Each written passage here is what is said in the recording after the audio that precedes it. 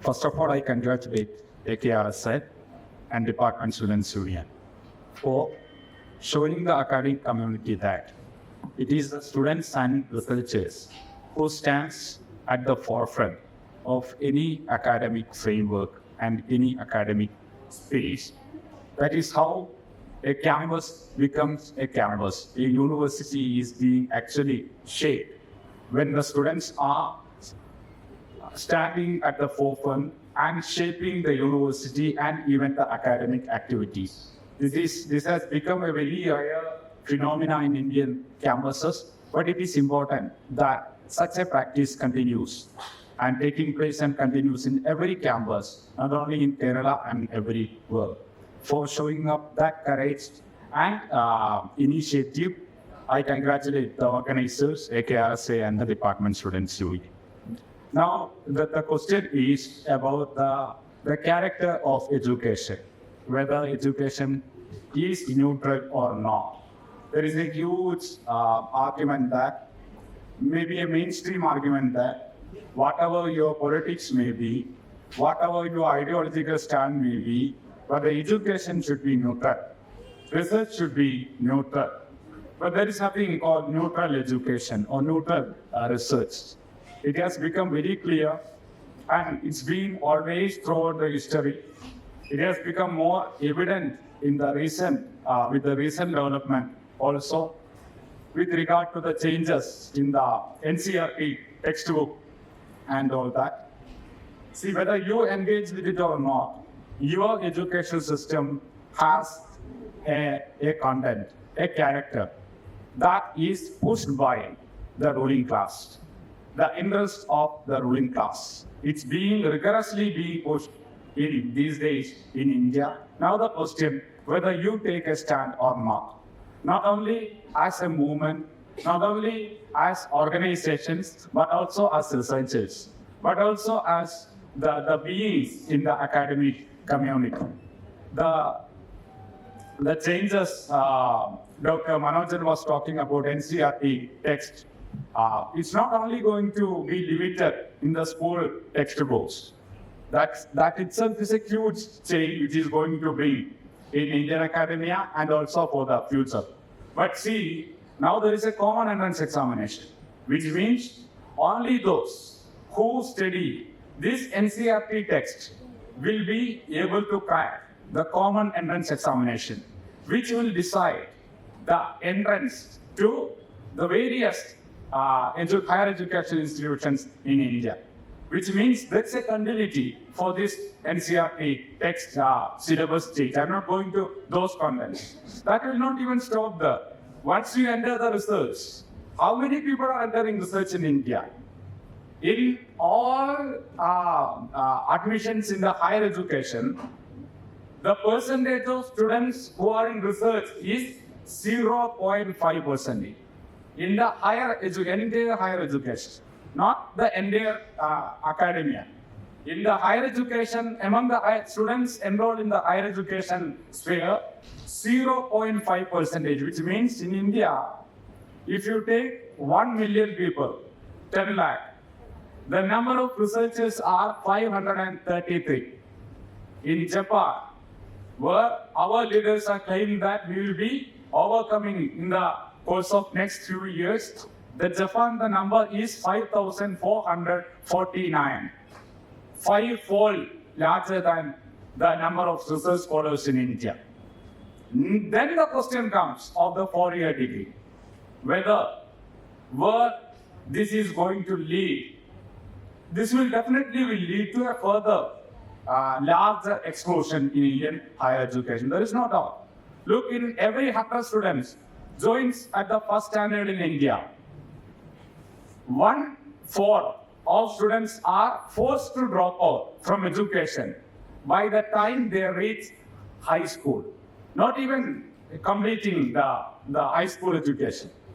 The number of students who goes after secondary, which means 2+1 in Kerala, higher secondary, that is 55%. Almost every second student is dropped out from education by the level of high school itself. They don't enter higher secondary. Higher secondary, higher education, enrollment into higher education. This 27% in India.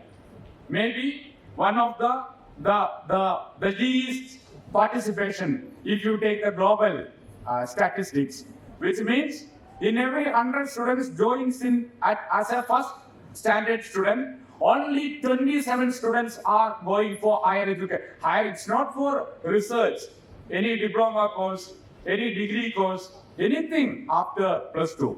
In these 27 students, 20 students are enrolled in private institutions, which means there are only 7 seats available for the students of deprived sections in India who wanted to go take their education beyond higher secondary. Now the question is, whose agenda is being pushed forward in your education structure? There is a structural issue that is something which we have to address.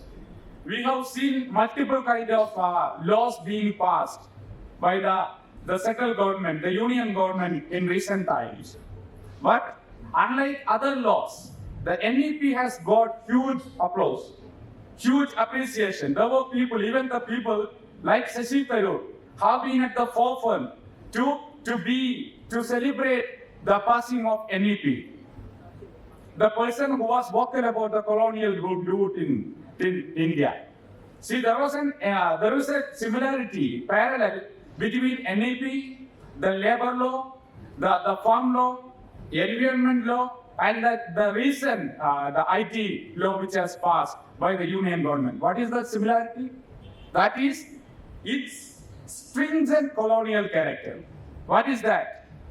You take the labor law, you will see the similar kind of contents in the time of British colonialism. Even the farm laws. That is why when the farmers in India occupied the borders of the national capital for more than a year, in every tent, every truck, they got from their village to the sites of protest. They kept a photo. One photo was there everywhere. Multiple photos were there, but one photo was there in every truck and on every tent. That was a photo of Bhagat Singh.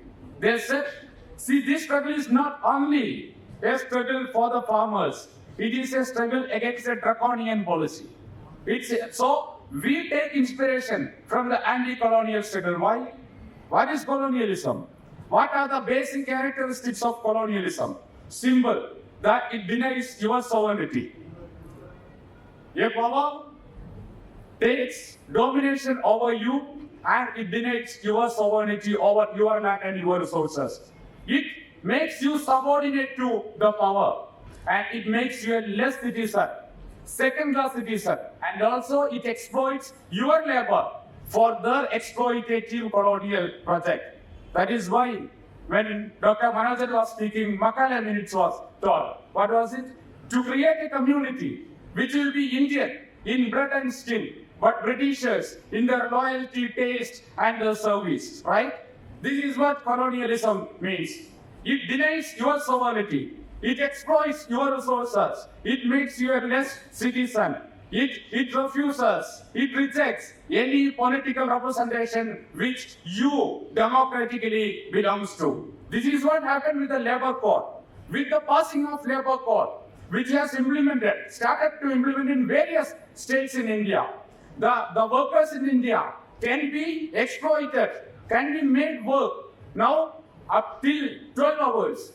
The 8-hour working time, the labor time, which was fought and won by the workers across the world, has been crushed in India, has been killed in India. There is a day-night murder of this social justice or the workers. Workers do not have the right to unionize. Check the history and see why Bhagat Singh fought. He did not just fight out of his courage, but he fought against a particular law which was going to curb the democratic rights of the workers. He wrote it, and the letter he distributed at the assembly hall after that protest. Same colonial character you will see in the labor code. The same colonial character you will see in the farm law. the same colonial character is there very much in the new education policy to create a community not out on their sovereignty, not on their critical thinking, not on their democratic rights, but for your project. What is that project in India? That is a corporate Hindutva nexus. So now you have to make cheap labor for that. There is a new education policy which has prepared to advance this agenda. That is why there is vocationalization. The idea of education is not to create a better society, to create democratically minded citizens, but to provide cheap labor for the corporate masters. What was the major argument about NEP? That was on the students will be skilled to do certain kind of work, the vocational education. What kind of vocational education you are talking about? If you want your education to contribute to the process of democratization of any society, there should be a general education provided to every single student on everything. That should be there. You should not bring the vocational education. There won't be any vocational education. At the standard of 6, students are given choices to choose vocational education. Who will choose vocational education? Vocational training? The first generation learners. The students belongs to Dalit and Adivasi communities because they think the moment they join campuses, that school, that the immediate aim of education is to get some job, right? Not being part of knowledge production or being part of research arena. No, to get some job. Who will go for this vocational training, vocational education? The deprived section. The first layer of discrimination starts at the standard of 6 itself. Then it continues in multiple levels and goes till NRF, National Research Foundation, which will decide which research topic should be funded, who should be promoted, what kind of research areas need to be established in India, which means there will be a institutionalization of discrimination. Knowledge production, research will be the area of elite and the privileged. This vocational training to provide cheap labor for the labor market, which is controlled by the corporates in India predominantly. Look, people call China as a capitalist society. There is a huge argument, right? In China, the public sector belongs 54%. The workers in China, 54% of them are in public sector. In India, it is less than 5%. Even still, there are people who are hesitant to call India a capitalist society. Says that it is mixed, it has socialist character, what and all those things. Now, who controls the labor market? The big corporates. Now, they are given every single other assets also, be it railway, even including the army recruitment. So, for this labor market, your education system will provide cheap labor, which will be a limitation of the colonial education policy. So that is why I'm not going through every single element of this. This is the larger character of NEP. It is not different from what has been happening in India over many years with different sections also. That is why there should be a larger movement with all these sections to resist this onslaught, which takes inspiration from the anti-colonial struggle in India. And also it is time we have to repeat that our research and education has a politics. It has a stand. It is not neutral.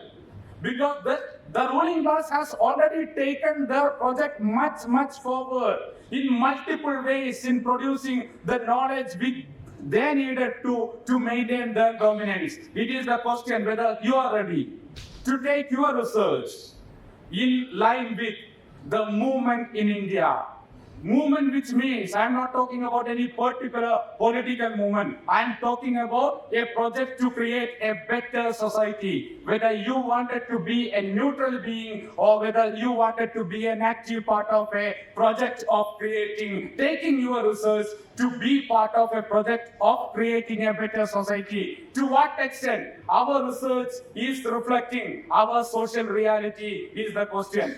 To what extent our research is assisting the project to create a better society is the question. I remember Kudumbasri has completed 25 years in Kerala. One of the largest women's movement in the entire world. How much in the academic community in Kerala could actually do justice to such a larger project which has actually taken a social cause forward. Recently in Kannur, there was an Indian Library Congress happened.